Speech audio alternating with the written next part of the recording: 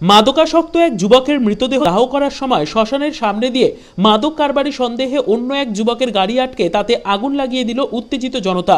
চাঞ্চল্যকর এই ঘটনাটি ঘটেছে উত্তর দিনাজপুর জেলার করণদিঘি থানার ডুংরারাঙ্গি এলাকায়। খবর পেয়ে ঘটনাস্থলে ছুটে যায় টুঙ্গিদিঘি ফাঁড়ির পুলিশ। পুরো ঘটনার তদন্ত শুরু হয়েছে।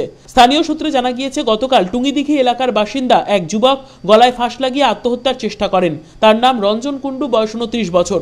আশঙ্কাজনক অবস্থায় পরবর্তীতে তাকে উদ্ধার করে রায়গঞ্জ মেডিকেল কলেজ ও হাসপাতালে নিয়ে যাওয়া হয়। কিছুক্ষণ বাদে হাসপাতালে মৃত্যু হয় রঞ্জনের। গতকাল বিকেলে রঞ্জনের মৃতদেহ টুঙ্গিদিঘি এলাকার ডুংরারাঙ্গি শ্মশানে দাহ করা হচ্ছিল।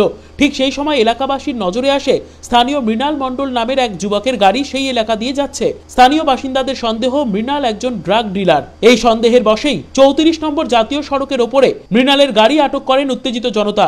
এরপর সেই ব্যক্তিগত গাড়িতে আগুন লাগিয়ে দেওয়া হয়। কোনো রকমে প্রাণ বাঁচিয়ে পালিয়ে যেতে সক্ষম হন মৃণাল। শেষমেশ টুঙ্গিদিঘি ফাঁড়ির পুলিশের হস্তক্ষেপে স্বাভাবিক হয় পরিস্থিতি।